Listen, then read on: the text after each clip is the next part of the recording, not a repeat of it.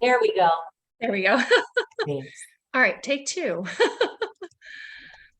Hi, my name is Jen White, and thank you so much for joining us for another technology safety session.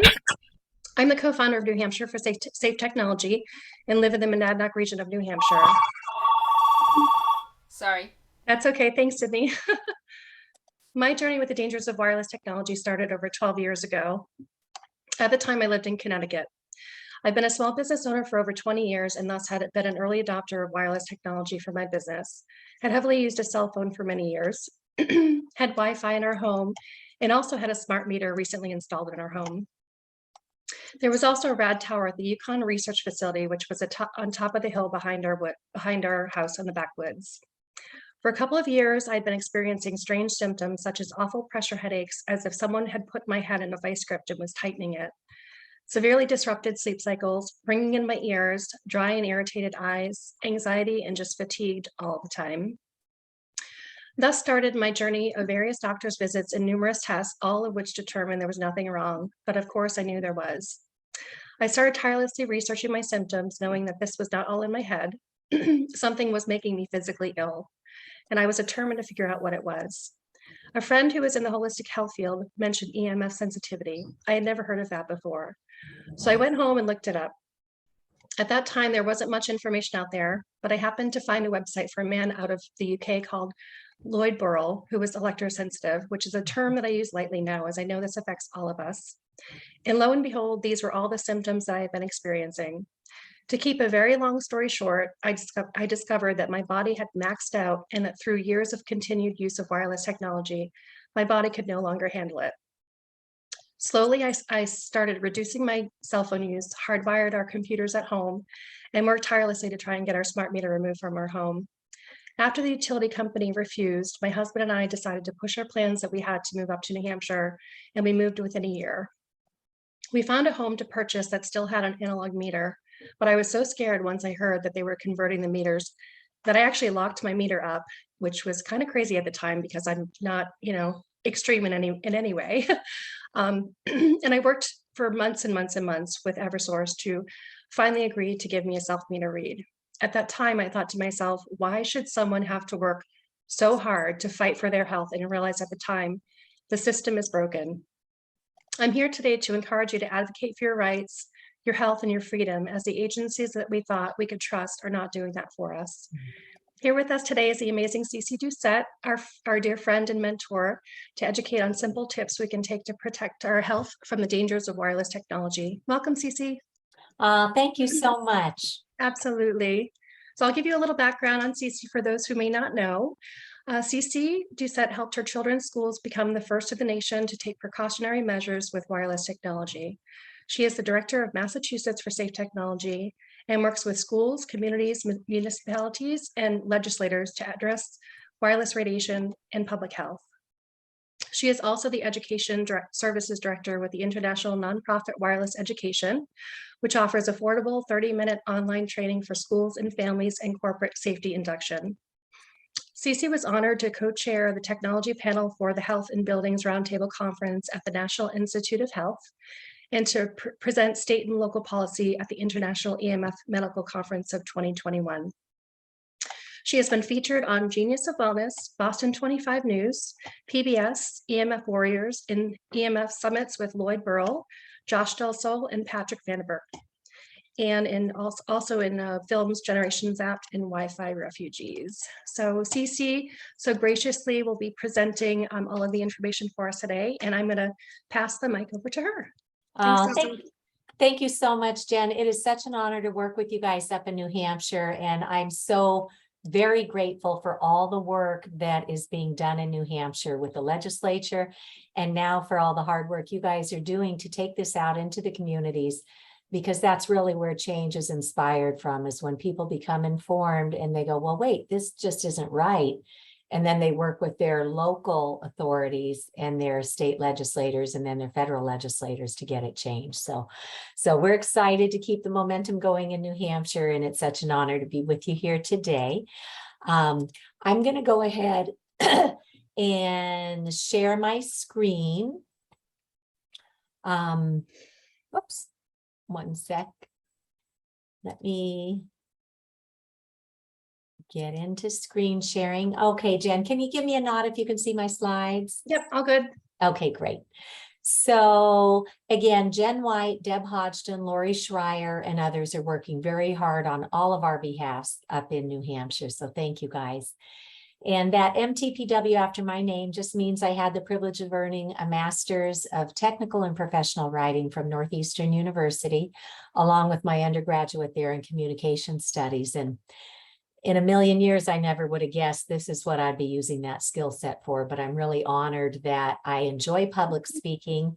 And having grown up in a family of 10 kids, it became a survival skill because you got to talk your way out of a lot of situations when there's that many kids around. So as Jen mentioned, this is the little sign that we have in all of our classrooms here in Massachusetts in the Ashland School District. And it says to turn off the devices when we're not using them, turn on the Wi-Fi only as needed. Right now, it's pretty much pulsing radiation all the time, unless we know better. And always place the device on a solid surface away from the body. And like our parents told us when we were little kids, don't stand so close to the TV, you know, it's bad for your eyes. Well, that was just the electric and magnetic field that came off of an older TV that didn't even have the radiation pulsing out of it yet. So even that man-made electric and magnetic field can overpower our systems. So, you know, we've done great things with technology, but now it's time we learn the facts so that we can choose how we want to use it and perhaps decide to use it more safely. So once we had our little sign hanging in Ashland, they were still waiting for higher authorities to tell them what to do. Right? They had this sign to cover their legal backside. So I went to my legislators. My state senator is Karen Spilka, who's now our Senate president. I showed her the science. I showed her the radiation coming off of her device and her district director's laptop. Both devices went way off the charts, and they're looking at me like, really? And I said, yes, people should have the right to know. Just like we do with drugs and alcohol and pornography and gambling, at least if we know these are addictive products, we have a choice, right? But we've never been given a choice with wireless. It was just thrust upon us like, hey, it's here. This is what we do. It's convenient. Love it and buy some more. But thankfully, when we had the same conversation with Representative Patrick Abrami in New Hampshire, he, being an engineer, realized that this flew in the face of everything he had learned as an engineer. Our engineers, our physicists, our technologists are only taught that you have to have heat from a device when you put a cell phone up to your head or a laptop on your body. You only have to have heat before there can be harm, but that's not what the science says.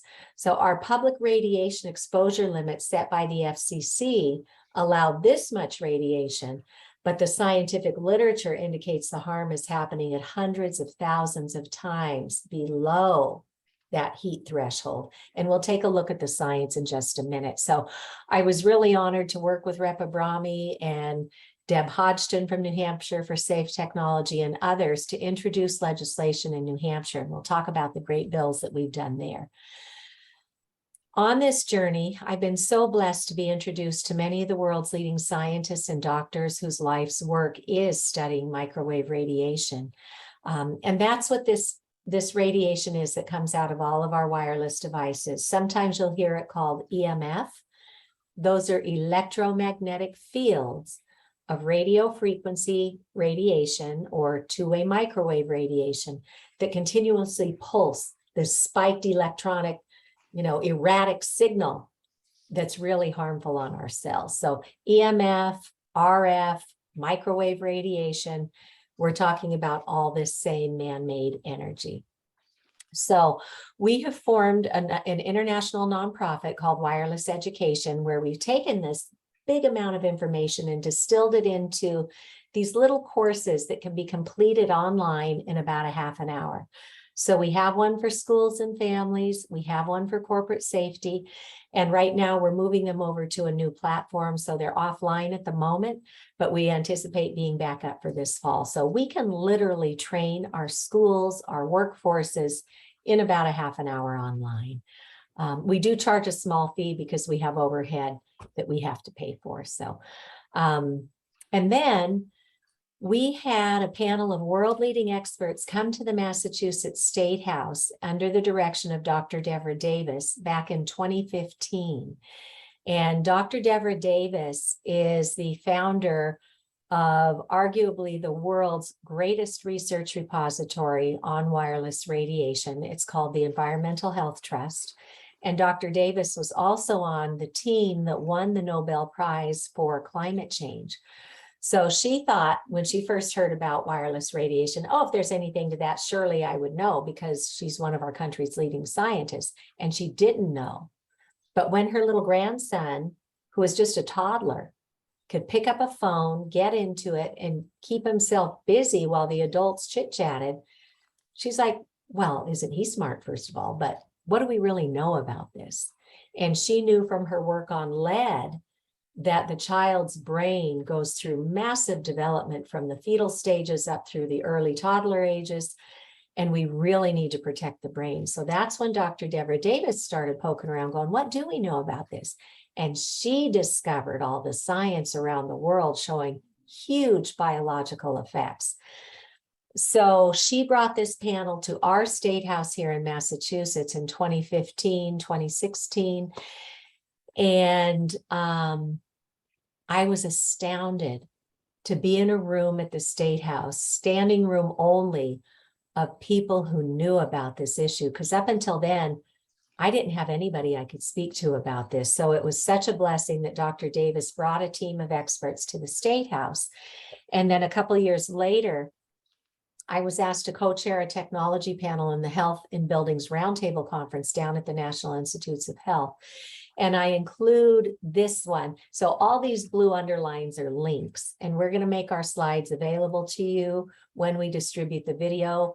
If you look at the video description, you will find the slides in there. So go in, don't take our word on any of this. Go in and learn for yourself till you get to a point where you say, this is not acceptable. And then we'll teach you how to make changes in your own use, and then what we can do to help our schools and our communities and our legislators come into the fold on this. But I like to include this NIH one because we were limited to about 10 minutes each in our talks. So I give the opening remarks. Frank Clegg from Microsoft Canada, he was the president of Microsoft Canada. He was in technology for 30 years and thought it must be okay. When he retired, he started hearing about the biological risks. He went out and interviewed a dozen or more of the world's leading scientists and doctors on this and came back and said, our FCC guidelines, Canada's Safety Code 6, they are not safe.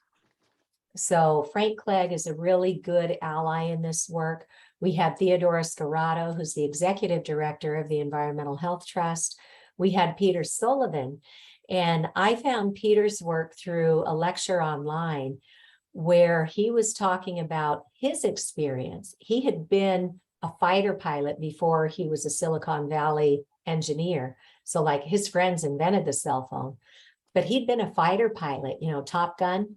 He was one of those guys up there in the Earth's very high levels of electromagnetic fields up there. And then all the radar on the plane, and then all the radio frequency radiation transmissions on the instrumentation inside the plane. So Peter, his health started crashing. He started losing weight. His teeth were getting brittle. And then as his children, both his sons, as they came up through the preschool years, they both got diagnosed on the autism spectrum. Oh, yeah.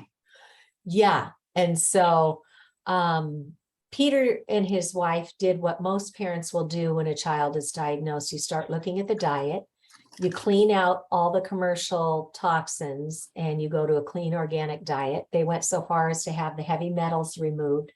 And today he said, what I tell families right off the bat is do a digital detox as a first step. So remove the radiation from the environment. And many, many families see marked improvement in their children's behavior, in their learning abilities, in their communication abilities with other children, with other adults, when they're not constantly bombarded by microwave radiation. So these are good short videos for everybody to learn from. And then when I fell down this rabbit hole in, I guess it was 2013, we had a huge gap. We had no way to train our healthcare teams. So many children and adults were being misdiagnosed. And it's kind of like where we were with Lyme disease a decade or two ago, where the doctors didn't have training. And so they would either dismiss you or say you've got psychological issues instead of addressing an environmental toxin. So now today we have this incredible Electromagnetic Fields Medical Conference for 24.5 continuing medical education credits that anybody in the world, doctors, nurses, first responders, other types of healers, or the general public can go take this training online at their own pace and really hear from world-leading experts in science, medicine, public policy, and more. So please know all these resources are here so that when you start talking to other people about this and they think you've lost your flipping mind, we can point them to the science, we can point them to the medical expertise and what others around the world are doing, and we'll share more of that with you. So that's how I got involved. And so I think it was when my schools read the legal fine print. Anybody with us today who has an iPhone, I welcome you to take that out of airplane mode if you've got it in airplane mode, but go into settings.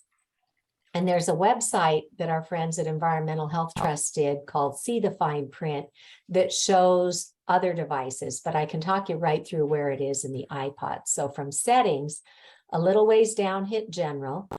On a really old phone, you'd have to hit about, but most people have upgraded to legal or to a new phone. So just go all the way down to the bottom from general and hit legal and regulatory.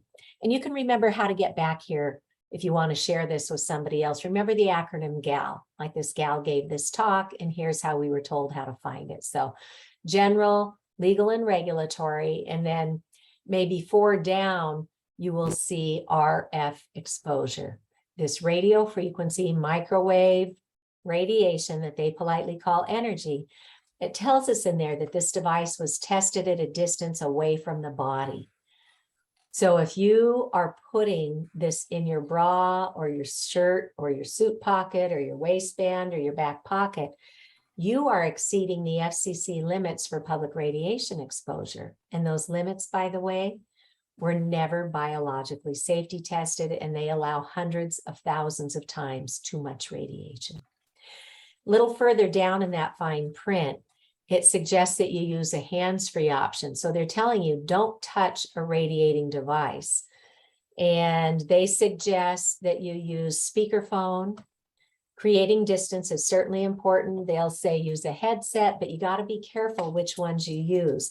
If you use a headset that has a wire that plugs into a radiating device, wire metal amplifies radiation. So you don't want that wire going up into your brain from a radiating device. You don't want metal around your head if there's radiation in the air, because the metal will attract the radiation to your head. What you can do though, and there are solutions for everything, what you can do is get a hollow tube headset. These little rubber tubes have no metal in them. So the wire connects to your device. It runs up here. It's got great audio, volume control, muting and stuff. But then the wire ends here at these little ferrite beads that break the radiation. The audio continues to come up, and now you only have plastic or rubber on your head, no metal, and you get good sound quality. So look for an Airtube or a hollow tube headset and replace the metal ones that you have. Whoever doesn't have their mute on, would be very grateful if you could do that now.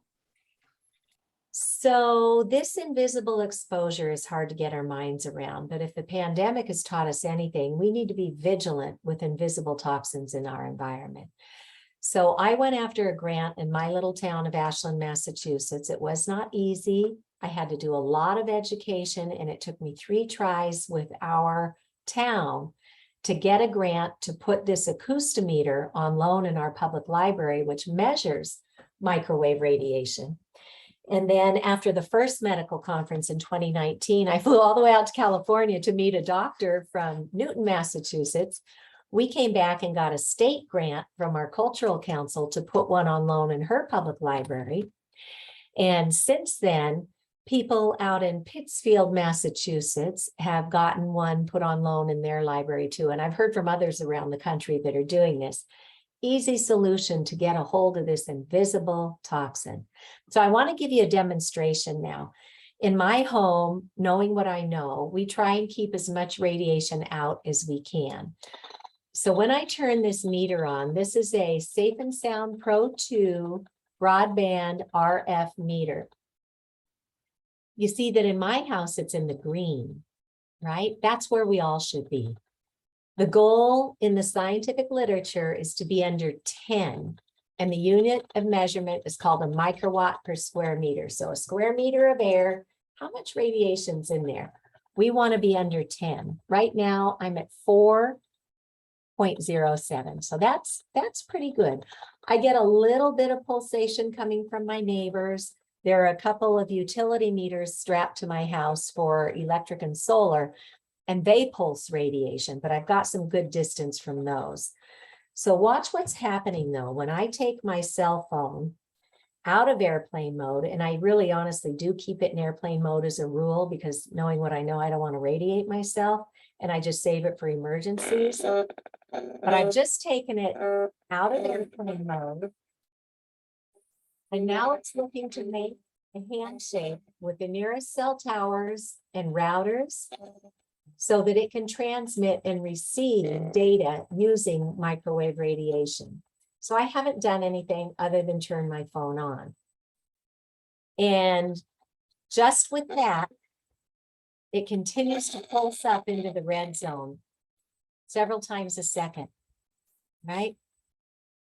And we can hear it. You can hear different signals from cell towers, from routers, from Wi-Fi. They all have their own sound on these meters. So I'm going to go ahead and put my cell phone back in airplane mode, and then I'll talk you through. I'll talk you through what just happened. So we were at 4. The scientific literature indicates in our living spaces, we should be under 10. Turning my cell phone on, we went up to 114,000 microwatts per square meter. At other times, I've seen it go to the top of my meter at 2.5 million on some of the newer iPhones and stuff. So it's shocking and it's invisible. And how would we know?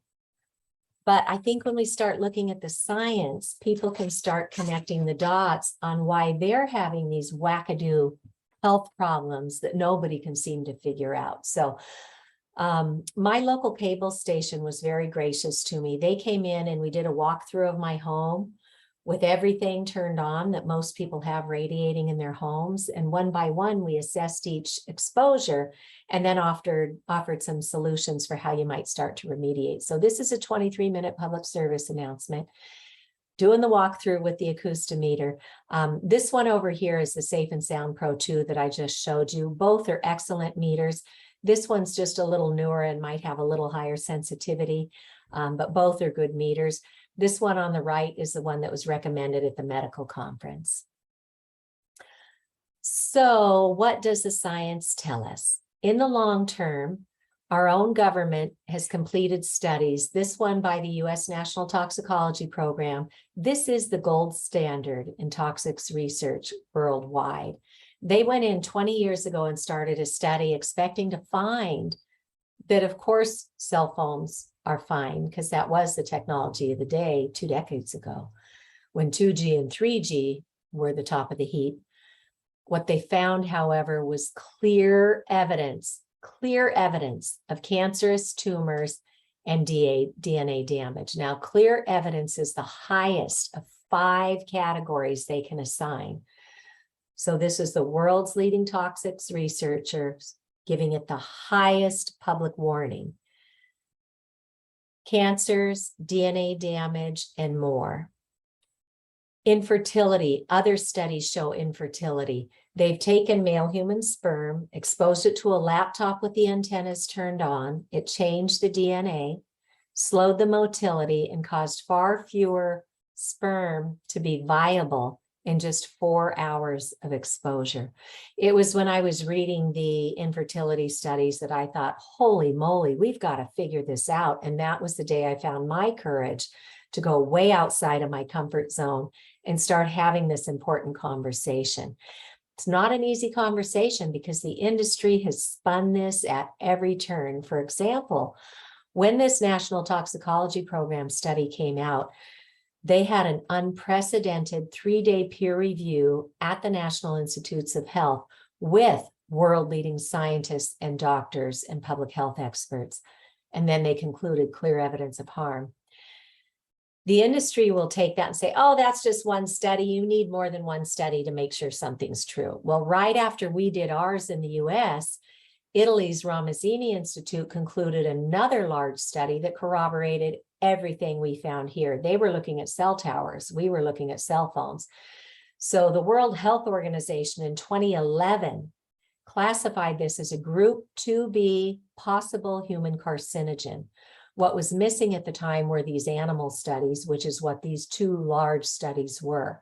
Now we know enough that the scientists who were working for the non-conflicted areas at the World Health Organization, they are now calling for this to be a group 1 known human carcinogen. So we'll see what happens at the WHO.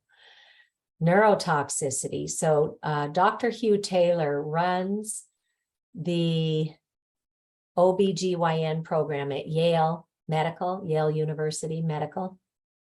He's done some of these rodent studies, and he has demonstrated that when you expose these pregnant pups or these pregnant moms to radiation, their pups come out bouncing off the walls of their cage, just like we often see behavior exhibited in a child with ADD, ADHD. Dr. Martha Herbert established the autism lab at Massachusetts General Hospital, and she sees huge links between what we know happens when you expose the brain to microwave radiation and what she sees in the families in her care. Dr. Martin Paul this spring came out with a new review paper, and a review paper culls the applicable science and assesses what we know in this body of science. And his new paper talks about Alzheimer's coming on at earlier and earlier ages. It used to be Alzheimer's, like cancers, would take decades developing in the body before you start seeing the actual symptoms. Now, instead of seeing Alzheimer's in 70 and 80-year-olds, we are additionally seeing it in 60s, 50s, 40s, 30s, and even in rare cases, some 20-year-olds getting diagnosed with Alzheimer's. How long can we continue to penetrate the brain with microwave radiation without expecting to see the fallout? So we're very grateful that this issue is coming mainstream. And some of you may be familiar with the Environmental Working Group. I first learned about their work when they were doing pesticide toxicity work. And they came up with public health fact sheets. One's called the Clean 15, and they have the Dirty Dozen to guide us on what produce we should definitely buy organic if we can, and what might not be quite so bad because the science on it shows that it's not penetrating into the edible portions of the food quite as much as others that we should really be eating organically. So Environmental Working Group, or EWG, is now taking on the wireless issue. And this year they have come out with a paper documenting the effects of radio frequency radiation on the nervous system. So these are the neurological issues. They have another one calling for Congress to step up and protect our children and to get safety levels hundreds of times stronger, at least, than what we have today, based on the science. Now, children are especially vulnerable. They are not just little people. Their very biology is still under construction, their central nervous system, their immune system. And as this graphic shows us from Dr. Om Gandhi, these are all model heads turned on their sides so that the ear is here. And when you put a cell phone up to an adult brain, it penetrates that radiation into our brain about a third of the way. On a 10-year-old brain, it's going about 3/4 of the way. And on a 5-year-old brain, when you put a cell phone up to a kid's head, that is penetrating almost the entire brain.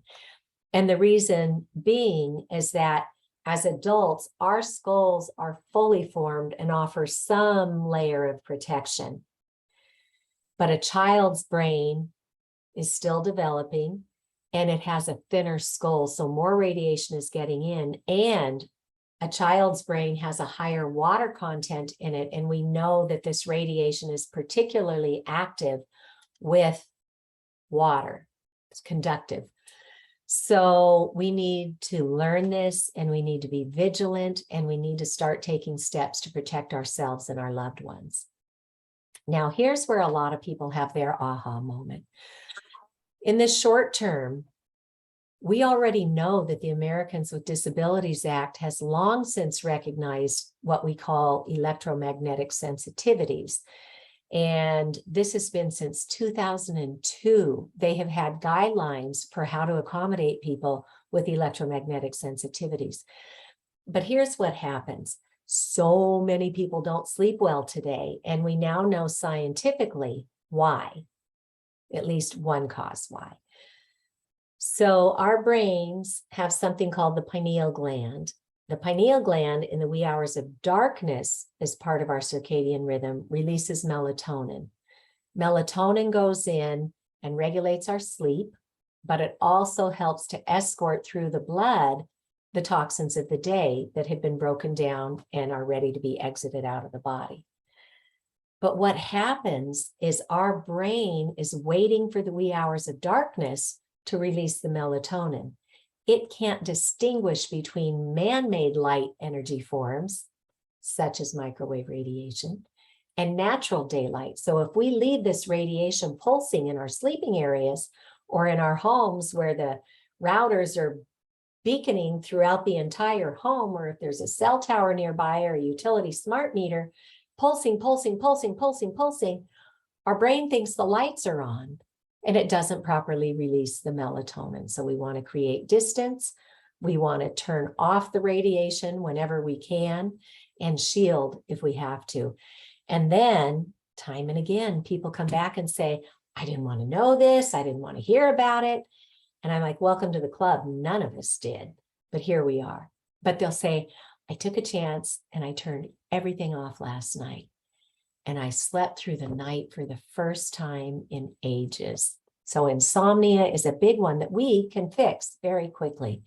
Stabbing, searing, headaches, migraines, nosebleeds, ear bleeds. My own daughter had both of those until I stopped circling my tail and shut everything off in our home and just simply hardwired. And when I say hardwired, it's not rocket science. On the back of your router, there's an Ethernet hole. You plug an Ethernet cable into the jack. And then who knew you can buy a little lightning adapter for an iPhone or a Thunderbolt adapter for a MacBook, or there are other companies that sell other adapters for most of the makes and models that we have today.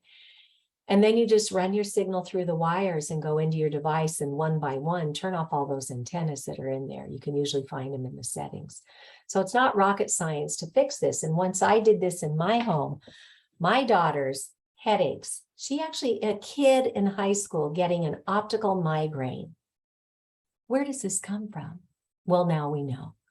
So her headaches and nosebleeds all but disappeared, unless she would let herself get dehydrated, and then she might get those symptoms again. Chronic fatigue is huge. Pain from unidentified sources, skin, heating, flushing, rashes that you can't figure out, tingling, nerve damage. Look to see where you're getting exposures from. Depending on our own individual biochemical physiology, heartbeats can often start going too fast or too slow. Either one is not good for us. Cognitive impairment, as we age, it's natural that our cognitive abilities start to decline and we have senior moments, but now we see cognitive impairment not just in the elderly, but in younger and younger populations. Anger, behavior issues, anxiety, depression, suicidal ideation. It was heartbreaking to go to the EMF medical conference and listen to more than one of the experts who lectured say, as we impose this electrosmog or electropollution on our society with no downtime to do cellular repair, we can expect to see more of these societal outbursts like we've seen with mass shootings and other really bad things that we hear in the news. And here in Boston, in the city of Boston, 3 different schools were reporting that those state-issued Chromebooks, kids were literally getting so angry they were beating each other with the Chromebook. And we gave every child one of those devices with not one shred of safety information to hardwire it and turn off the antennas. So if we don't do something, and there's no cavalry coming, there is nobody fixing this at the federal level right now. There are a lot of really important inroads being made, but that will take years. Today, we can inform our families, our schools, our towns, and start fixing this. So excellent resources. Again, if you go here, you'll see the science. This is a great one on the neurotoxicity of this with Dr. Martin Paul. And then real quickly, it's not just you and I, it's every biological cell on the planet is impacted by wireless man-made radiation. Of course, the Earth has its own natural electromagnetic field, and our pollinators, our birds, they have systems, magnetite and other things built into their beaks or their skulls that naturally regulate them with the Earth's electromagnetic field. That's how they navigate. That's how they get from the hives to the flowers to whatever they need to do and back again. Now we've put this huge layer of electrosmog, and we wonder why our pollinators are disappearing by the dozens of species now. We are frying our poor little pollinators, our birds. We've gotten many, many, many reports of birds dropping dead out of the sky when these cell towers and 5G small cell antennas go up on buildings and communities, on ships.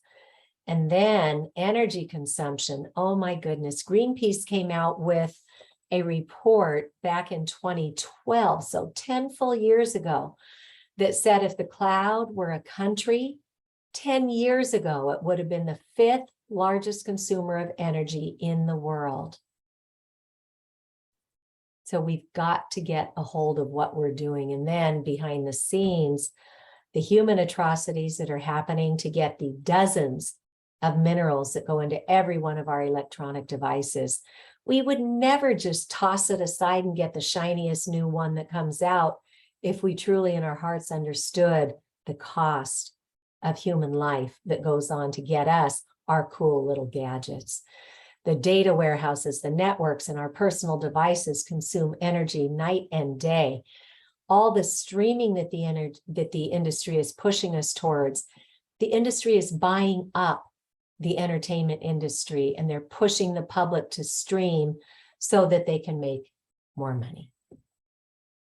Sending and receiving uses energy, charging and recharging everything that we own uses energy. And in the background, we've been sweet talked into all these applications that we don't really even use, but they're all using energy with their continuous updates. So get rid of those. If you don't use them, just free yourself of them. So when I was figuring all this out, I kept thinking, surely if this is as bad as what little me can find in the scientific literature, somebody's got to have our backs on this, right?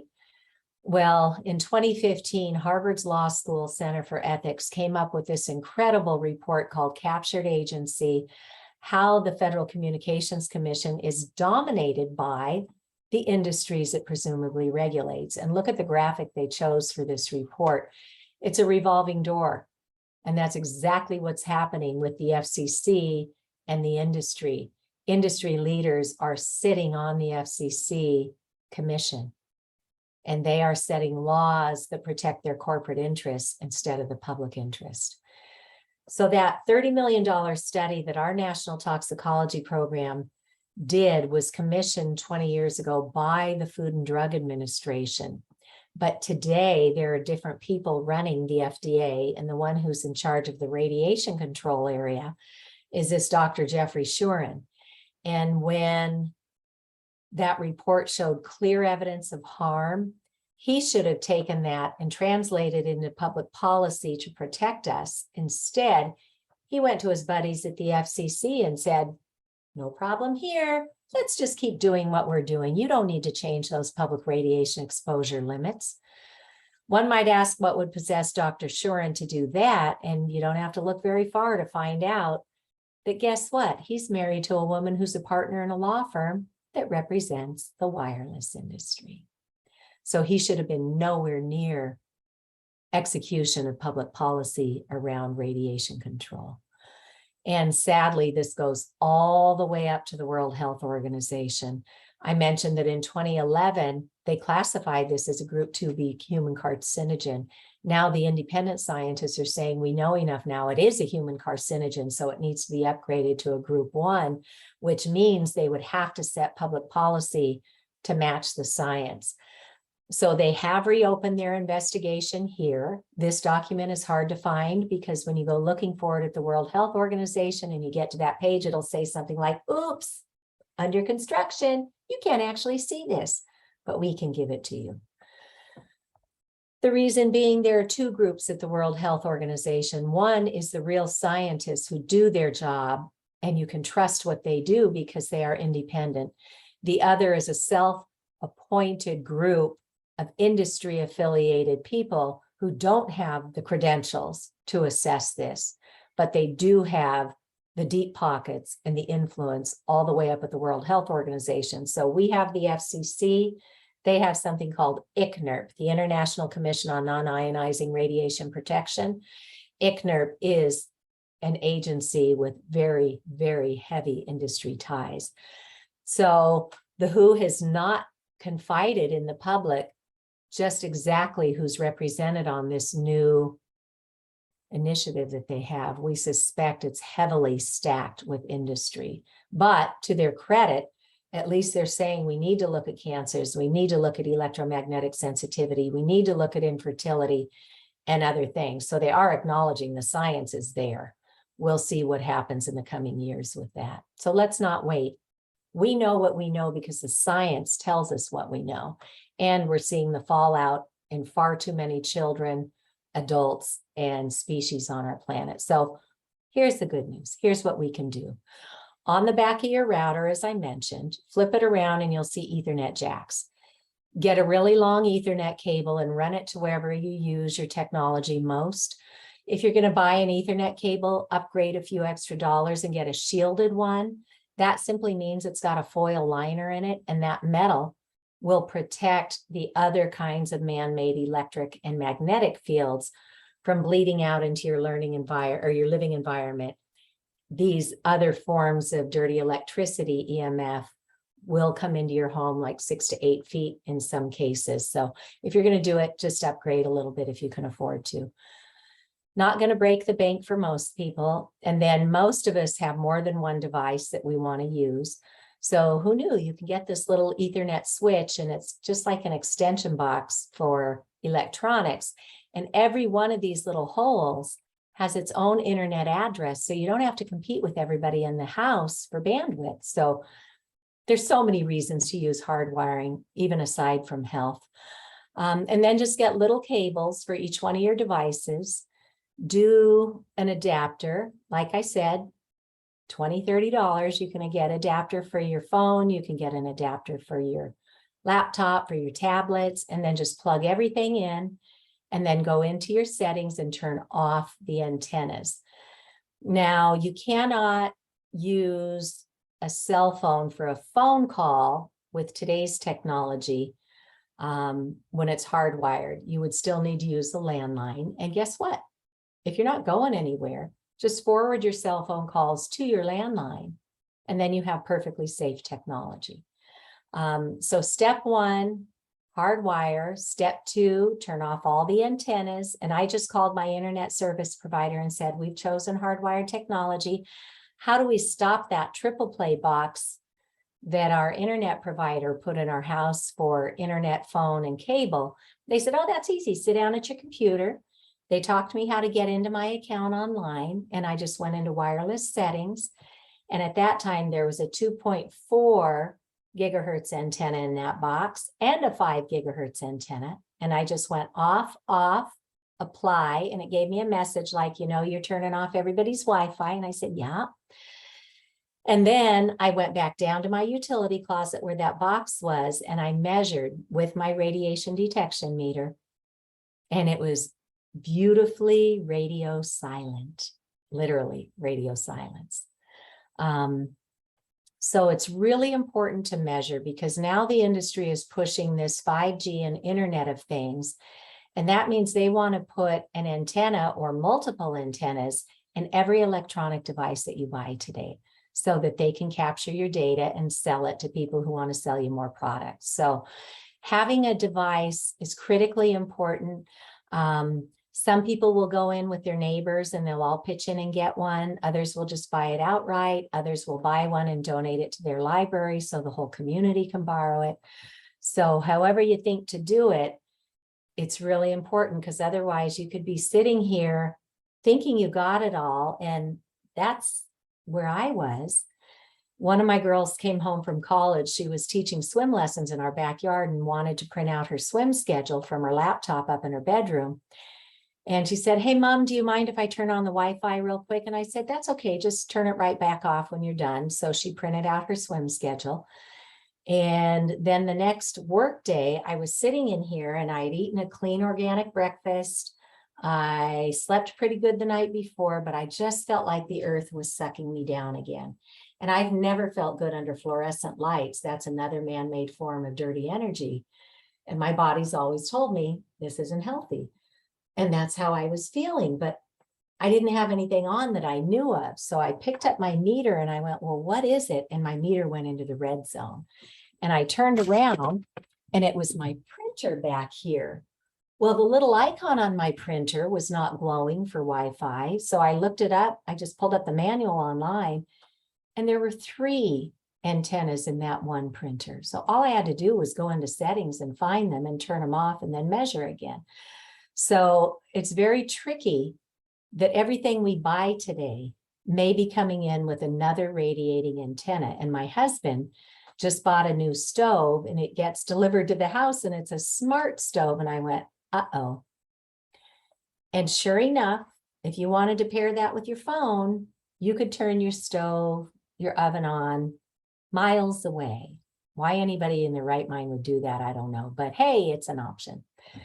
So I looked at the settings on the stove and I couldn't find anything that it would allow me to turn off that antenna. So then I went and I read the manual and I found the RF exposure passage. And it said, stay 20 centimeters away from this antenna or you may exceed the FCC limits for public radiation exposure. I'm like, how could I cook 20 centimeters away from my stove? That's like 8 inches. So I called the company, they sent out a technician. He didn't know what the heck I was talking about, nor did he want to know what I was talking about. So he had to call back to his tech support, and ultimately he wound up pulling off the back of the stove, and behind the digital display is the motherboard. And attached to that was this other little tiny circuit board that had the RF antenna in it. He just went and unplugged it. And I measured, and we went from 1,090,000 microwatts per square meter on that stove down to nothing, back down to my home's background levels. So it's tricky. So I really, really suggest that people figure out a way to get a device to measure this, because anybody who's building a house or remodeling, those appliances are coming in radiating you, and your food should be the only thing you're cooking in your kitchen, not yourself and your loved ones. So that's how to fix it. A real quick rundown. We've talked about the things that you and I can control, but now we need to learn about the things that may be out of our control. In some states, you can go to your utility company and say, I don't want a smart meter. I don't want a digital meter on my home for gas, water, electric, solar, or propane. In many states, they don't give you the option, or if they do give you the option to have an analog meter, then they make you pay to have that reinstalled, and then they charge you every month a fee on your bill to have somebody come get your reading, which is kind of ridiculous. In the pandemic, they were allowing people to send in a picture of their reading and they would just update it from their end. So we don't really need to pay an extortion fee to have a safe utility meter on our homes. So these things pulse radiation continuously. If you ask the industry, they'll say, oh no, it only goes like 6 times whatever. They may only be transmitting the data 6 times an hour or whatever. But when I sat down next to my dining room wall, where I've got 2 digital meters mounted on the other side for electric and solar, I measured, and that thing was pulsing 17,000 times a day in a 24-hour period. So if I didn't know better and I had a child or an elderly person or a pregnant woman or anybody with an existing health condition, or maybe there's a bank of them mounted out there if you live in a multi-unit dwelling like a condo or an apartment building, and you're getting walloped. So many people get sick from this. And at the medical conference, they said when these smart meters go in, we see a higher percentage of patients coming in with microwave sickness symptoms. These pulse radiation continuously. As I said, that radiation is attracted to metal. So the radiation can hop on the wiring in the pipes of your house and basically turn the whole house into a microwave antenna. We have too many reports of fires and explosions when these things are not properly installed. And it's not like they're bringing in highly qualified electricians. They're getting ne'er-do-wells in society who can't hold down a job in many cases to come in and just penetrate a neighborhood. They might be giving them bonuses if they get 100% of the neighborhood. We've seen cases where people have put up cages around with no trespassing signs, and these guys still hop the fence, cut through stuff, and install these toxic meters. And as I said, they want to harvest your data, so big privacy issues. And Jeremy Johnson is a Silicon Valley engineer. He and his wife, who's a medical doctor, both got really, really sick, and they could not figure out what was going on. And it happened after a bank of smart meters went in under his condo.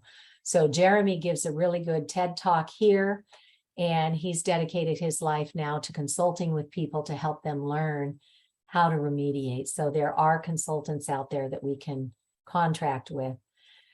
So smart meters are one area that we may or may not have control over. And then there's the cell towers. We started with the big cell towers, 300 feet in the air in an industrial park far away from our homes.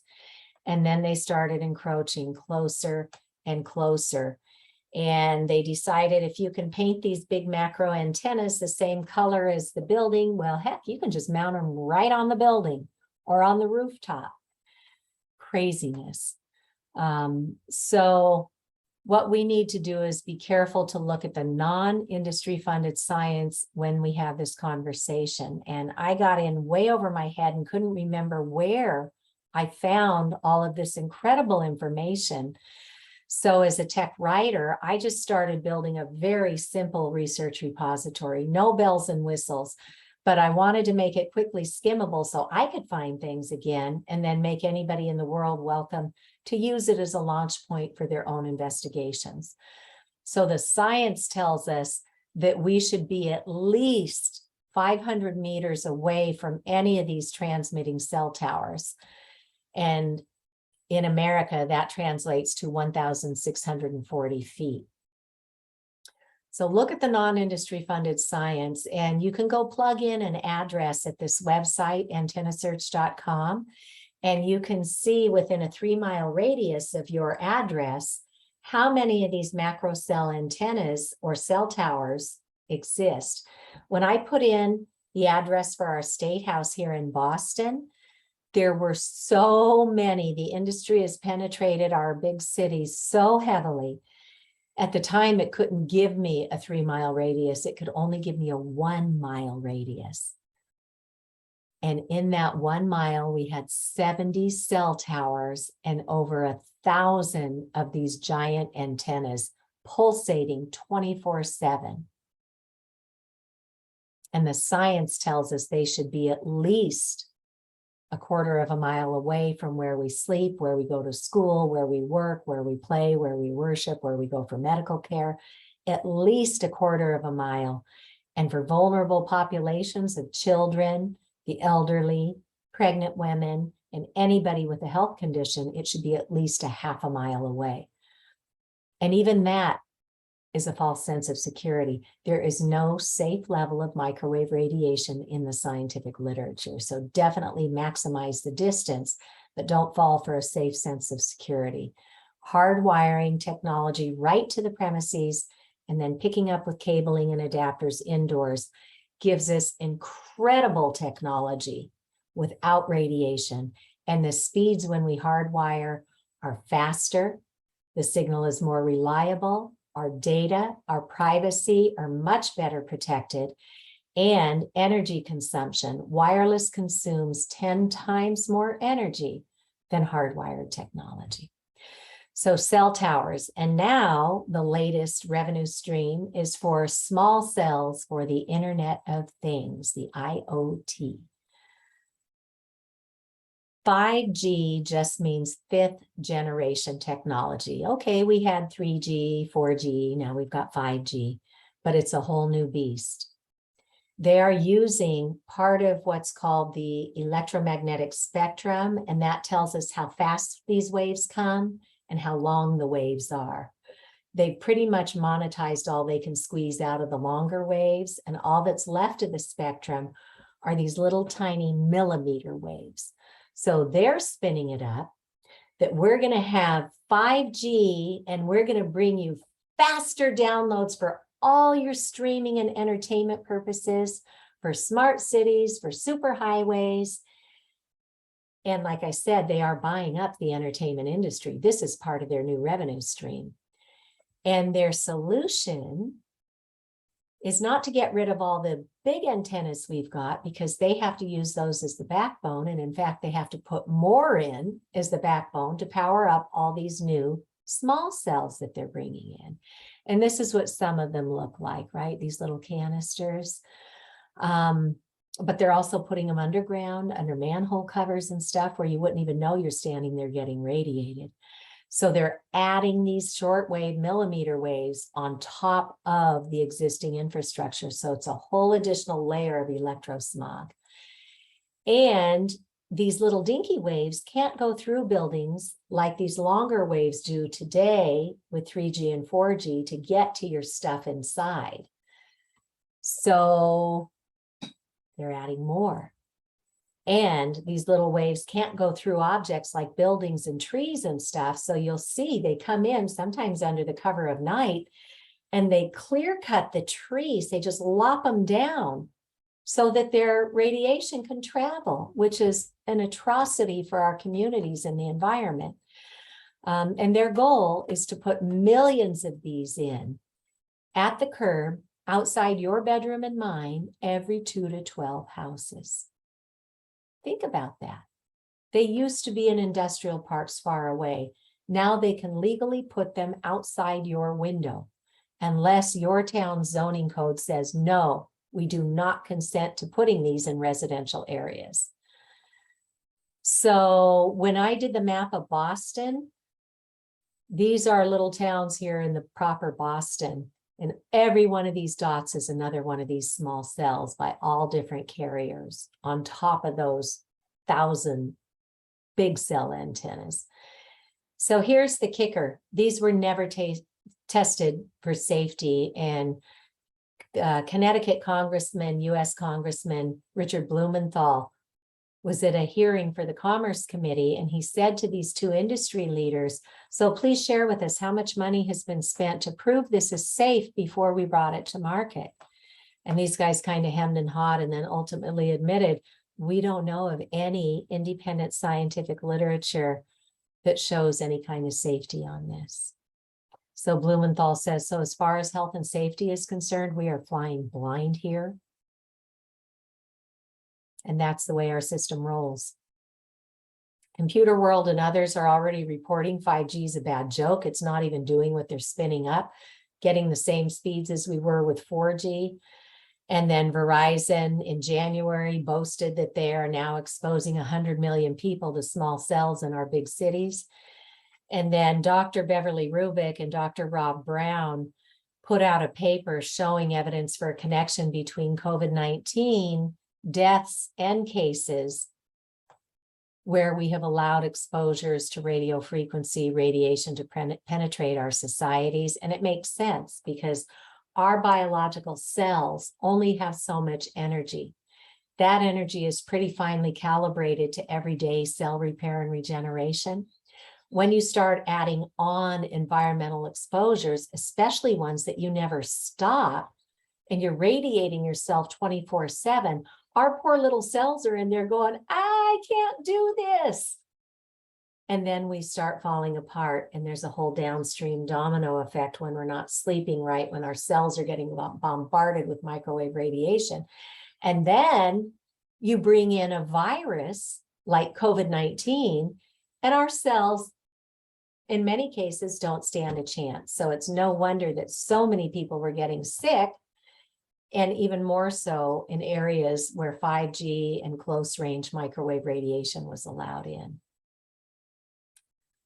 So Dr. Magda Havas up in Canada is a professor emeritus. She retired from Trent University after teaching radio frequency and electromagnetic fields for a couple of decades up there. She recognizes that there's nobody tracking this cumulative effect. Our government should be, but most have dropped the ball.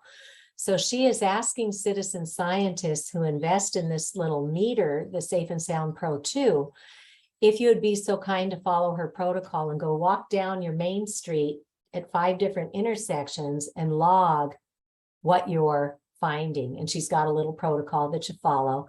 She did another one on our microwave ovens. She's currently doing one on our cars. How much radiation are we finding inside and outside of our cars today?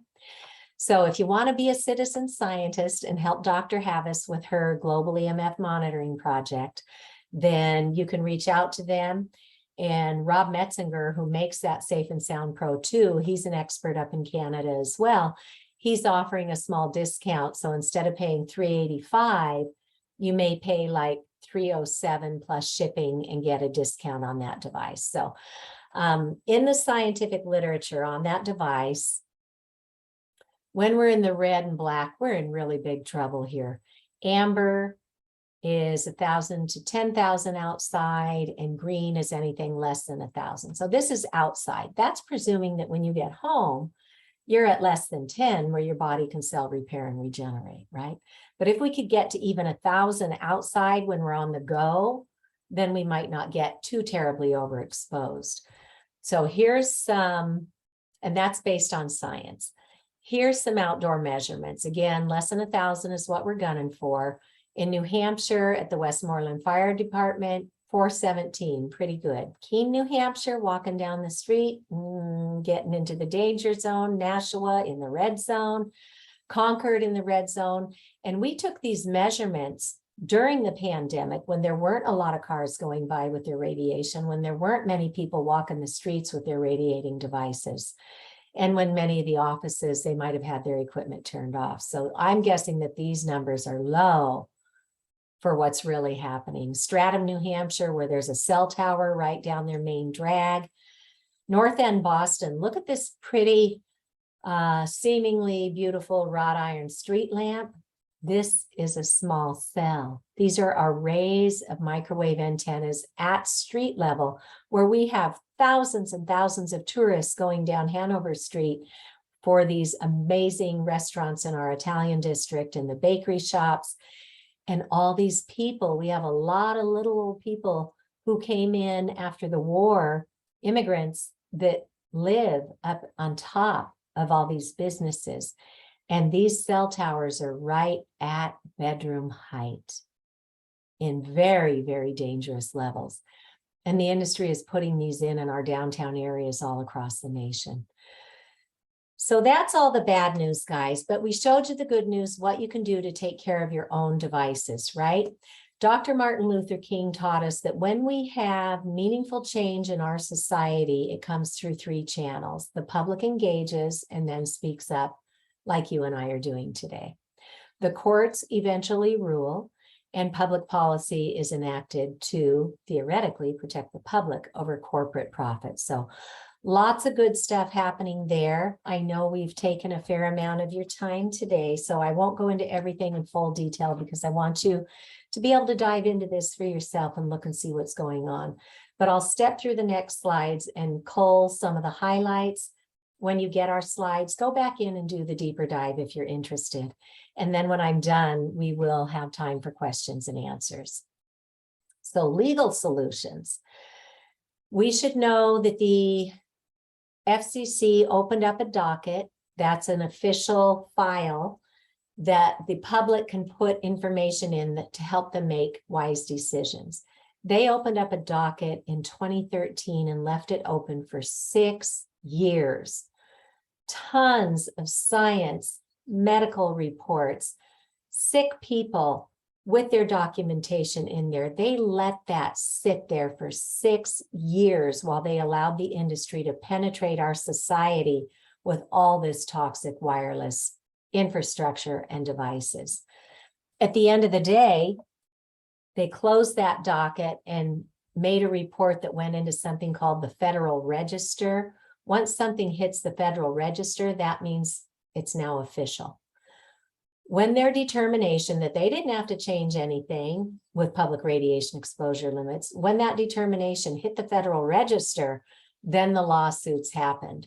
The Environmental Health Trust, Children's Health Defense, and others all sued the FCC for ignoring 11,000 pages of scientific evidence. So all these court cases were combined into one. And when the Ninth District Circuit Court of Appeals in Washington, D.C., when these 3 judges were handed 27 volumes of these fat binders full of 11,000 pages of evidence, they turned around to the FCC and said, well, show us your homework. How did you determine it's still okay to radiate the public at these levels? And they went, oh, the FDA said it's okay. Well, where's the FDA's homework? Well, the FDA has never done a review of the science. So the court ruled against the FCC and said, you have been arbitrary and capricious in determining that these levels are okay, and you need to go back and do better.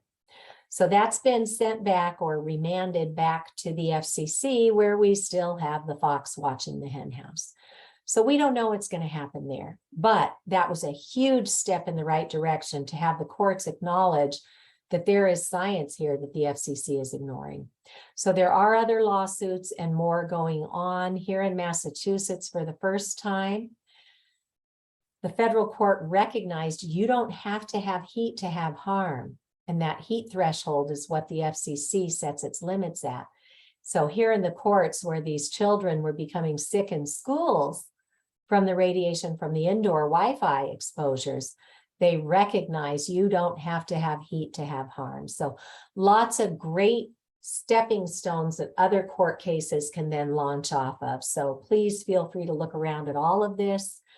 And then in the policy arena, so public becomes informed, legal solutions, and then public policy. We have been working on bills in Massachusetts for nearly 10 years.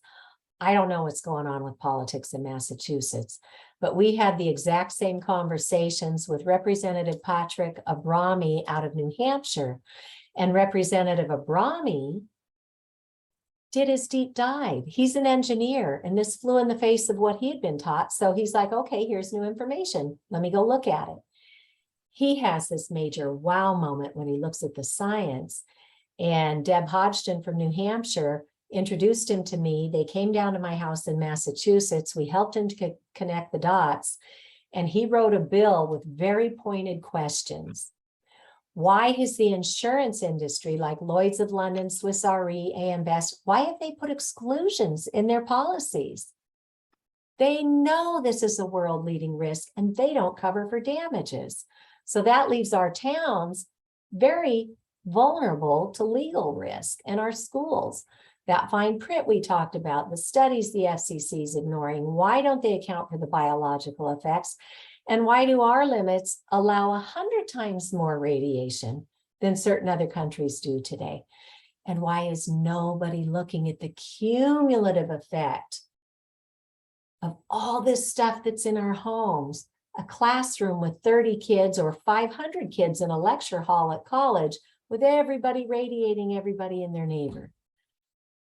So we got that bill passed in New Hampshire through the Senate, through the House, under the governor's pen in 7 months.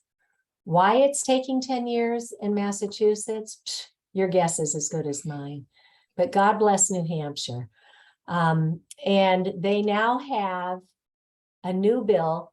So New Hampshire investigated for a year, even during the pandemic, and they came up with this incredible report. It's about 400 pages. Shout out to Deb Hodgson, who volunteered her time to take minutes at their 13 commission meetings where they brought in world-leading experts.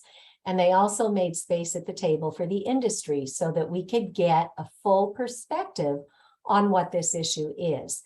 So this report is very well documenting of the corruption with our industry and our agencies at the federal level.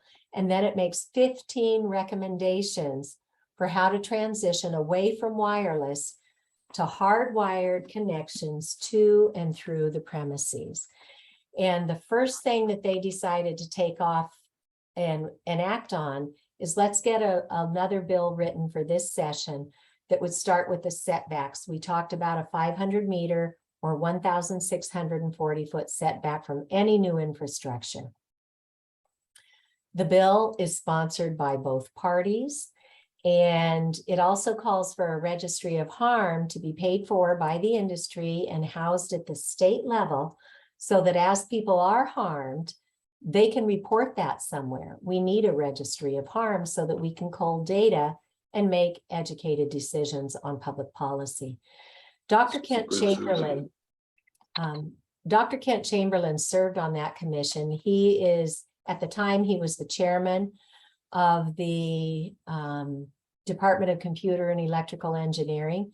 He worked on EMFs with industry his whole life and thought, no problem here, until he sat on this commission and was informed on what's really going on. And now he's flipped sides and he's done this amazing 20-minute presentation, and he provides his slides in the description of the video that say why we came up with 500 meters. It didn't just come out of the air. This is where the death rate starts to go down in the population, and the neurotoxicity and the insomnia, etc.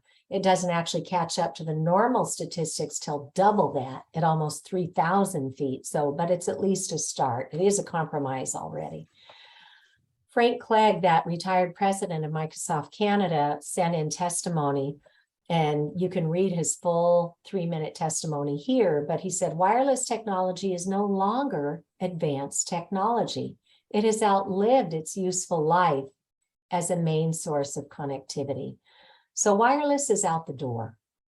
We need to catch up to that and start bringing safe hardwiring to and through the premises. You can look at the hearings and lots of things.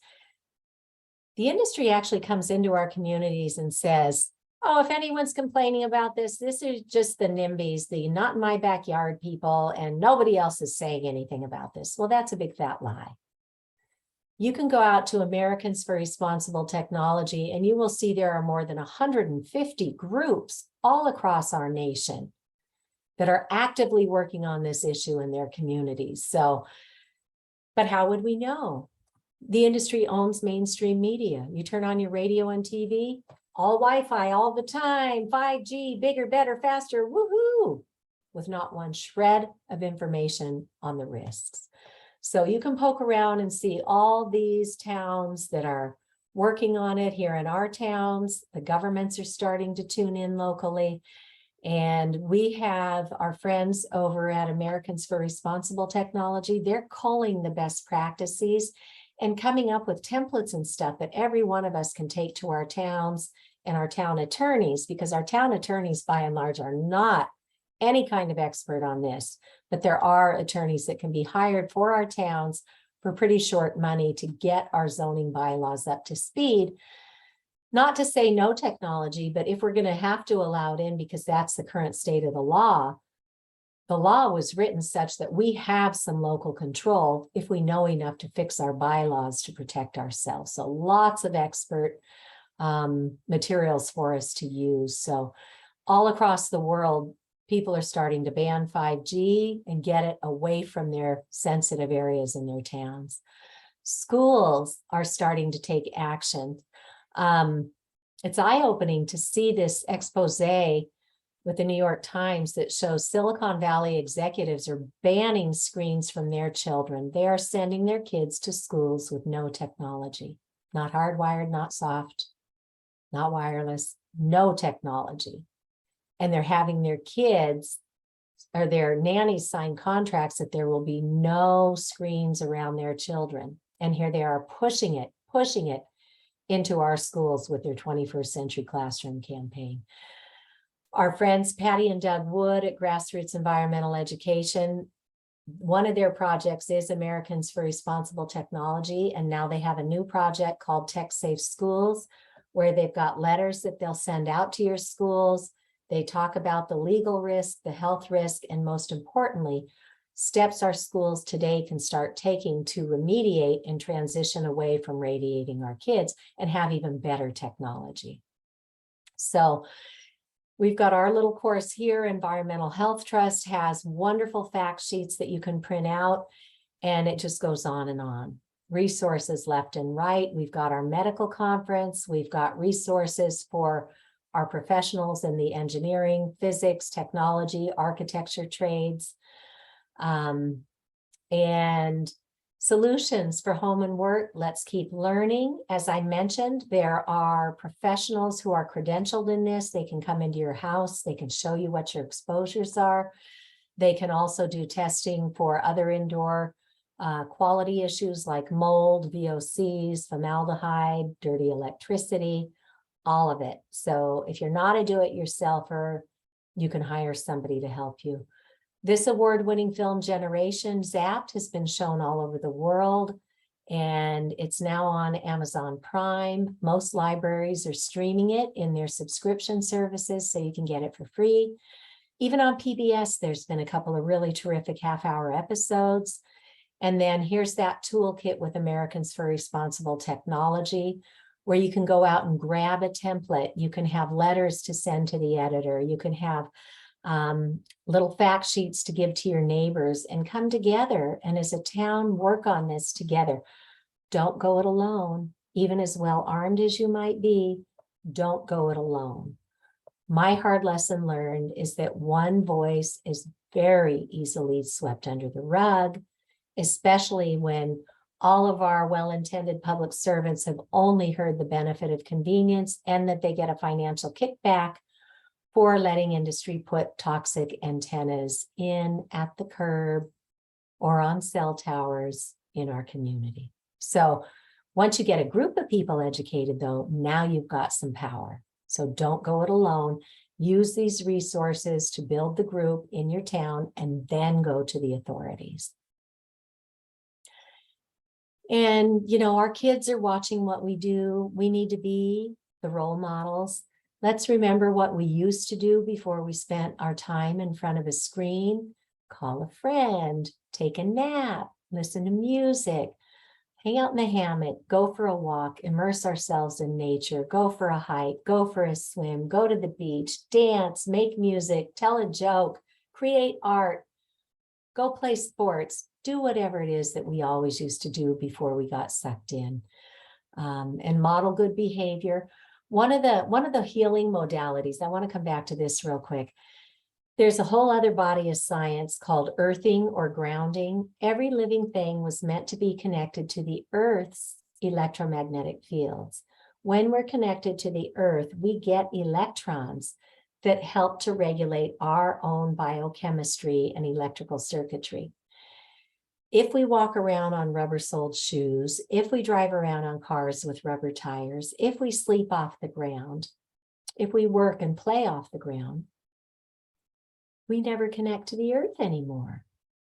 So this wonderful book called The Earth Prescription by Dr. Laura Conover takes us through all 4 seasons and teaches us how we can ground naturally, even if it's cold outside, you can still touch the plants and the pine needles or a pet that's on the ground and naturally ground through them. So lots of good resources once we know.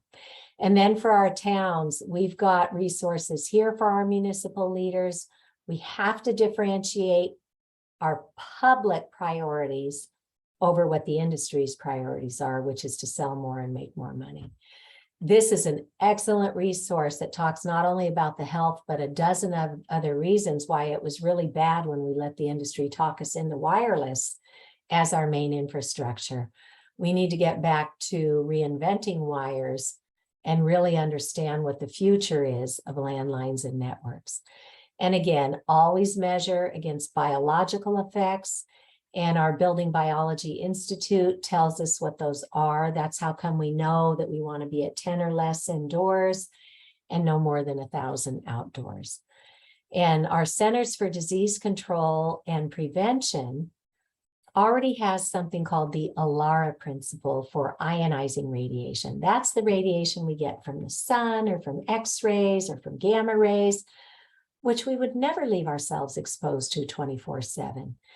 We now need to get that to also account for non-ionizing man-made electromagnetic radiation. The Alara principle says create as much distance, minimize the time that you're exposing yourself, and shield yourself if you have no other recourse to get away from it. So we need to apply the Alara principle to today's microwave radiation. So what can next steps be? Again, don't fool yourself. There is no safe level of microwave radiation. Dr. Linda Birnbaum, who headed up the National Institutes for Environmental Health Sciences, she was our country's leading scientist, and she heads up the National Toxicology Program and other organizations. She's retired now, but she is speaking out about this. And she said that we do need to start at the local and state level and help to push this up to the federal level. She said there are definitely some good people still at the federal level, but there's an awful lot of captured agency going on. So we need to build our base at the grassroots, bring it in through our towns, our state, and up through the federal. So New Hampshire is working on this bill. There will be more bills introduced in January. Let's keep the education coming, which is why we're doing these free webinars twice a month. And anybody is always welcome to come back again and again and again, because we know it's a lot of information to digest. And you can pick up little tips and tricks every time. And our Q&A is always different. So that's really wonderful, because we all learn something in our Q&A. And out at Massachusetts for Safe Technology, we have the upcoming info sessions. We have fact sheets that I wrote with the Massachusetts Department of Public Health in 2016 that were never released, but we can use these as templates in other areas, and we can train. So our town should be forming tech safety committees. Now that technology is here to stay, let's keep our eye on how best to do it safely for ourselves and for the environment. Our town should be taught to offer utility meters that don't radiate us. So we should have a no-fee smart meter opt-out. And we should be installing systems that are hardwired to and through the premises and get away from all this highly expensive, needing to be replaced every couple of years wireless, and go with sustainable systems that will last for decades. So use that toolkit. They've got a checklist to look against your bylaws, and tell our towns, if you are not an expert in telecom law, please hire somebody who is. Andrew Campanelli is one. There are others out there. He charges $8,500 to take a look at your bylaws, tell you where you've got gaps, and give you language that will legally stand up in court to protect your community from close range microwave cell towers. And then, start where you are. If you belong to any kind of a group, be it your town or your professional organizations, everybody deserves the right to know. I can be brought in to do an overview session like we're doing today. But our nurses associations, our children's groups, our unions, our schools, our municipal buildings, our engineering organizations, whatever group you might belong to, let's start the conversation. And again, anybody can just come to one of these free webinars, or I can be brought in to speak at monthly or regional or, quarterly meetings. I would be honored to.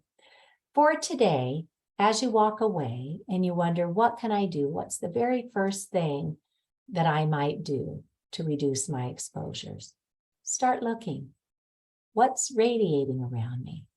And then start with baby steps. It's completely overwhelming. So don't take the whole elephant. What little bites can you make in the short term? If I were you, I would do everything in my power to create a sleep sanctuary so that you don't fall into a chronic illness situation, or it might help any existing chronic illnesses. Use those Ethernet cables and adapters. Choose airplane mode on your devices. And our friends at Environmental Health Trust have a whole plethora of little 1- and 2-page fact sheets. This is just a sampling. They've got little postcards you can print up and hand out to people. We have a postcard for Massachusetts for Safe Technology. New Hampshire has one as well. You could get those printed to hand out and invite people to come join the conversation. So thank you so much for listening. You can reach New Hampshire for Safe Technology either on their Facebook page here, which looks like this, or directly through email. For Massachusetts for Safe Technology, this is our website. You can join our efforts here. That will put you on my mailing list, or just shoot me an email. It goes here to me. And if you join us here, you do contact us here, that goes right to me as well. So I'll stop sharing now. And again, we'll make our slides available when the video goes out. Just look in the video description on YouTube and you'll find a link to my slides. So we have had such a lovely turnout today. Jen, are there folks asking questions in the chat that we might field for a little bit? There are. It's been a buzz. Thank you, everyone, for chiming in. I've tried to answer some along the way, but some are probably your wheelhouse. So I think Sydney was asking about the EMF medical conference, the CEU credits. Do you know if those can be extended beyond May? I think the website said May 2022. Yeah, so this conference was originally done in January of 2021, but because of the pandemic, we had to pivot. And we were supposed to do it live in Scottsdale, Arizona, and we had to learn a whole new platform. But the beauty in that is everything was recorded. So the entire conference is now available. And not only the 24.5 continuing medical education credits for the individual lectures, but all of the panel discussions, all of the Q&A is available too. So Libby Kelly collaborated with everybody and did the lion's share of the work to bring that conference to fruition. And she just this year went back to the Accrediting Association and got it reaccredited again to extend this out to May 17th, I think, of 2023. So here's what I would suggest. Buy the conference now. It's less than $100 for those CEs and CMEs. Buy it now, and you can actually watch it at your own pace, right? You can do a half hour every day or once a week. And then when you're ready, you go in and you take the certification and answer the questions, and then you get your continuing education credits. Now, I think the way it works for people who don't need the credits is you can actually license the videos, and I think you get to keep the videos for 2 years. So you will have access online to those videos for up to 2 years. And my understanding of that licensing is that, let's say you wanted to share what you're learning with others around you, you can use your license to do like a Zoom and say, okay, today we're going to watch this one, right?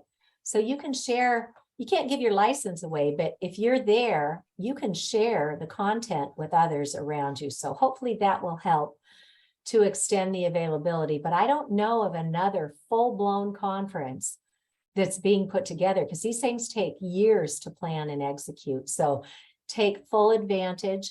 If you go to Massachusetts for Safe Technology, on our events page, I have a little section for the EMF Medical Conference, and we have a letter there that you can print out and give to your doctors, give to your nurses, give to your first responders, and then they will be invited to the conference. Okay. Great, thank you.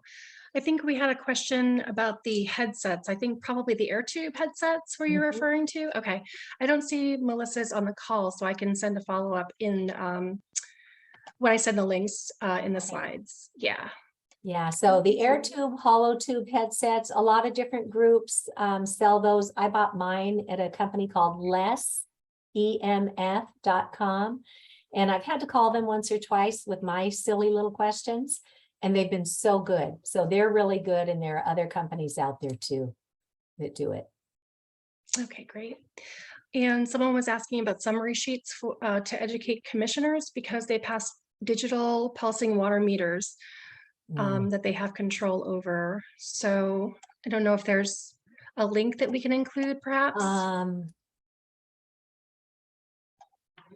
Let me think on that. Oh, actually, you know what?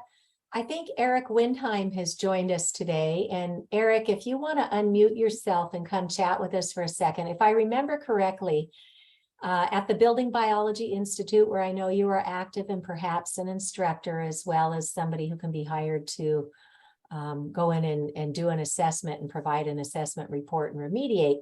I think the Building Biology Institute has some fact sheets on their website that the public has free and open access to.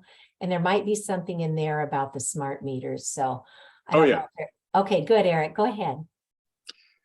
Well, yeah, if you go to resources, go to buildingbiology.net or Building Biology Institute or HBELC, just get to the buildingbiology.net website, go to resources, downloads. There's a whole bunch of ready-made fact sheets, just like Environmental Health Trust does. Regular cut sheets, because when you hand something to somebody from that's an authority, it's so much more important than what you can say with your own mouth, because they go, yeah, you're a mom, you're a soccer mom, or whatever. So we also have position papers on 5G, solar electric systems, so-called subtle energy devices like pendants that are supposed to protect you. A lot of valuable resources for free that you can download and pass out. And I can't stress enough that if you're talking to somebody, see if they're interested, offer them some information, and if they grab for it, let them take it. Don't force it on them, or they'll just politely throw it in a trash can when you're done. Yeah. But if they read it and absorb it, now you have a potential audience the next time you see them, but your own talk doesn't go very far. I hate to say it. Excellent. You know what? I'm going to do a screen share right now and just show people what the Building Biology Institute website looks like. So it's buildingbiologyinstitute.org, and they train others to become professionals in this field. They are certified. They offer seminars for their training. You can learn a whole lot about them here. Their membership, you can learn who the building biologists are, who's leading up their organization. And then here under the resources, as Eric noted, there are free articles, free videos, free podcasts, fact sheets, downloads, and then a blog that they contribute to occasionally. So one of the pages that I go to quite often is this link here. Let me see if it'll load. It's a little slow in Zoom, but find an expert. So I'm often referring people out to this web page where you can find certified consultants, right? Yeah. And some of them have a specialty in electromagnetic radiation and have taken additional training for that. So some are full-blown building biologists, some are electromagnetic radiation specialists, new build consultants. So please know we don't have to do this on our own. There are professionals like Eric and his colleagues who do this incredible work all day, every day, and they get to hear the success stories. So, and I'd like to just give one little comment on that. If you're thinking of buying a meter, ask a building biologist what he would recommend, because otherwise you'll be overwhelmed by the sales pitch or the infinite number of possibilities. Also, it's quite often less expensive to hire a professional than to buy your own professional meters and learn how to use them. Mm. Yeah, and there's something to be said for that, because with the Internet of Things, these antennas are coming in at us from every angle. And how would you ever know? Because the transmissions are invisible. So yeah, I'm still encouraging everybody get a meter. And the one that was recommended at the medical conference, I think Eric would agree, is a good one for the public to have, the Safe and Sound Pro 2. There are others that I've seen recommended that are a little less expensive in the $200 range, like the Cornet meter, or the little tiny one of the Safe and Sound, not the Pro, but the other original one. Those are fine for just looking to see if you're having exposures. For people who get sick, they need the more highly calibrated equipment to know at certain levels whether they're going to be safe or not. So I don't know where Eric ran off to, but I'm going to take the spotlight off of him. And Jen, do you have any other questions coming up? Yes, I'm not sure if you know the regulations in Connecticut, but Lois was asking about a smart meter.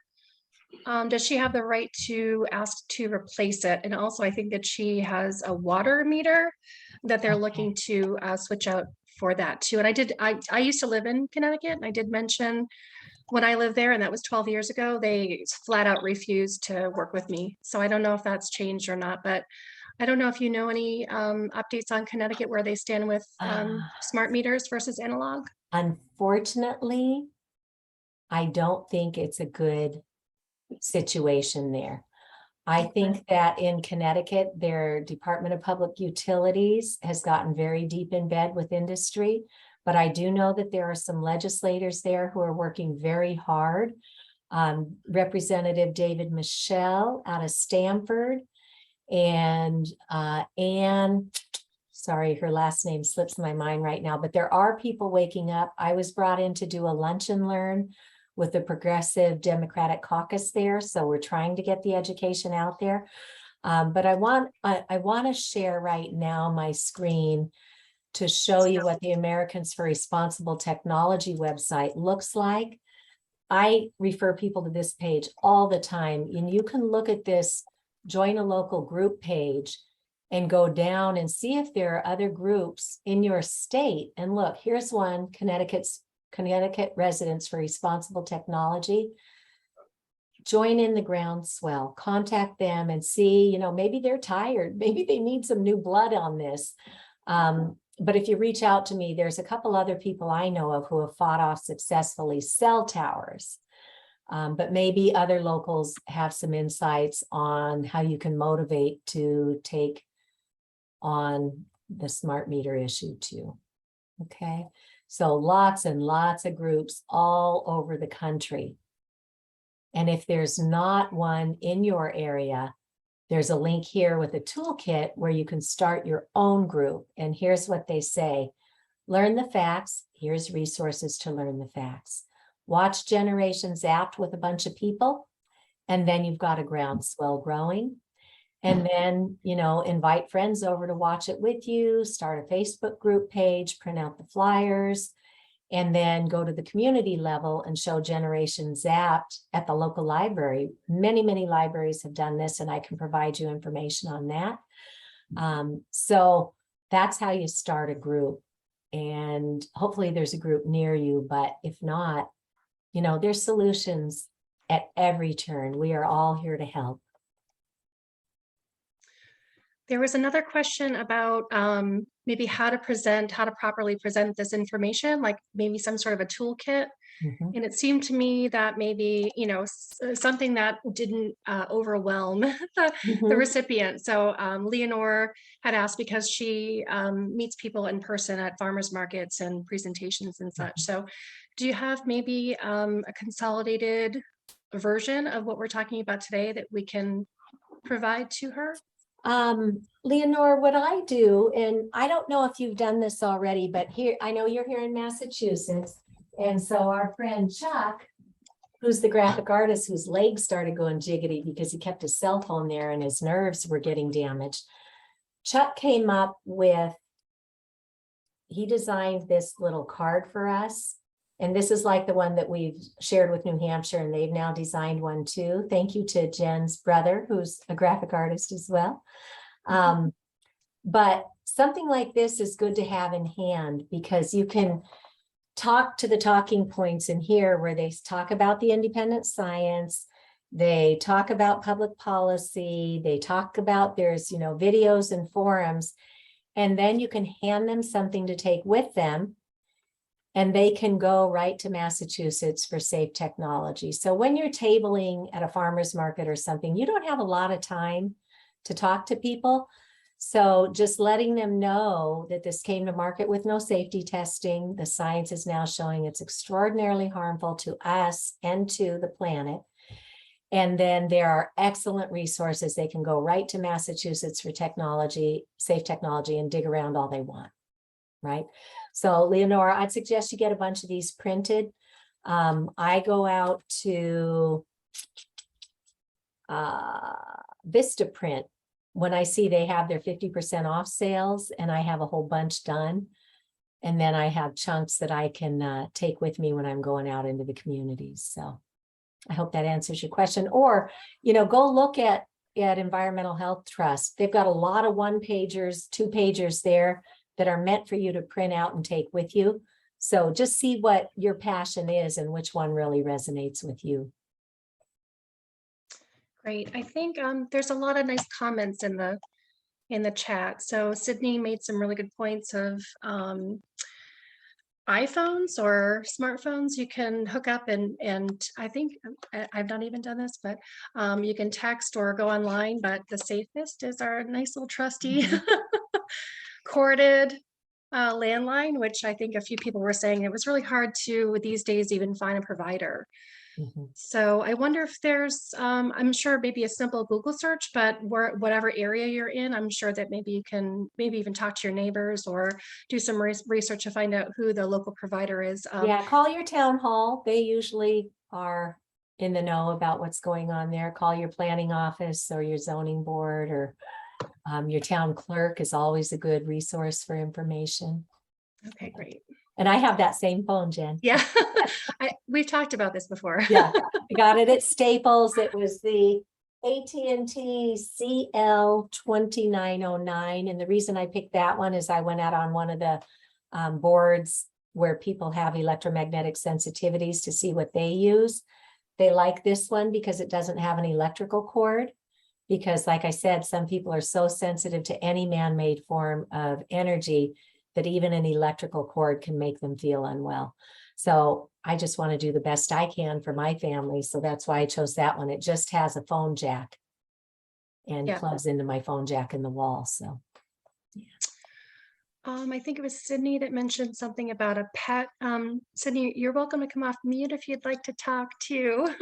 You have such great comments here in the chat. So if you want to chime in at all, don't be shy. Well, I know you're probably running out of time, but there was a cat that was visiting our house, and he had this funny thing on him, a harness with this tracker, and I looked at it, it said tile, and I thought, what the heck is that? I took out the meter, and the radiation coming off that meter were off chart. So I covered it with aluminum foil, and I wrote a note on the back to the owner. Please call me. This is dangerous for your cat. Well, they called me and they said, well, it's an expensive cat, and we have to keep track of them with our Bluetooth. And I went, wow, you're hurting your cat. Well, anyway, a couple of weeks later, the cat somehow got out of this thing. I don't know how he did it, but here in my office, I was getting readings from right outside my bedroom window, the office window, and I thought, what's that? And sure enough, we found it. We found the harness with the tracker on it. And actually, I saw the cat without the harness, and I went, oh, good, they took it off. Not so. The cat got out of it. Well, here I had this thing, left with a moral dilemma. Should I return it? No, I didn't return it. I put it inside an aluminum pot in my garage, covered it, and that's where it sits. Well, so you put it in a Faraday cage. I did. But a couple of weeks later, the cat showed up with a new tracker, and this is it's an Apple tracker. Has a little Apple symbol on it, and I took readings off of that tracker. Not quite so bad as the tile tracker, but I did 2 videos of this cat with the tracker. I don't know what to do with the videos. I could send them to me. I'll share them. Okay. Anyway, that tile tracker, luckily I have it now. You know, I take readings with the meter right up against it, and the cat has it right against his skin. So I feel so bad for this poor kitty. He visits us every day. He's sort of adopted us. He's got this I stupid can see thing. why. I'd come live with you too. But anyway, I feed him now because I don't think he's gonna live that long. I really don't. I He's know. skinny as a Well- rail. He's hyperthyroid. He is such a hyper cat because he's constantly being irradiated, and I have such compassion for him. And and I kept covering the tile tracker with aluminum, and he'd go home and it'd be off, and then I'd cover it again, and it'd come back with. I figured I'd give up. Oh, Sydney, your heart is so in the right place. And I get it. My next door neighbor had a dog inside the invisible fence. And I kept wondering, what's that poor thing being exposed to, right? And then my neighbor tells me the dog just up and died right in front of him one day. Riley wasn't even that old. Oh. And I've always wondered if Riley's poor heart just gave out. You know, and now they have 2 new dogs, and they both have this thing on their collar. And I haven't had the courage yet to go over and measure, but Sydney, I think you've given me the courage. I want to go see, because I stop and play ball with them all the time. Oh, Mm. they're innocent. Yeah, These are innocent animals. They don't know, and we're anyway. Yeah, thank you. I know. So yeah, so this is different. This is the invisible fence. It's not a tracker, but it's the invisible fence that would keep them from going outside of their boundaries. And you know, a lot of people, if you could find out what the RFR is coming from that, a lot of Yeah. people should know what even the invisible fence does. You know, you have the tile trackers, now you have the invisible fence. Mhm. That would be great information. 'Cause- Yeah, I will. Okay, you've inspired me. By the next time we do this, Sydney, I'm going to see if I can find out. And then you can share that in these meetings, Yeah. and then so at least people know. You know, only have the invisible fence once in a while. I mean, if they don't want to give it up, they could do it once in a while when they're not around. But Mhm. most of the time, maybe they can, you know, they can not have it. For Yeah, some- and if the dog is inside, maybe take the collar off or something. I don't know. We'll see. I'll get some data and we'll see what we've got. All right. So nice seeing you again, Sydney. You've always got such good hands on the ground insights to share. Thank you, Cece. All right. Thank you, everyone. And I think that's it. Thank you so much for sharing, Sydney. And if anyone else wants to come off mute and has any questions for Cece, you're welcome. Okay. Okay.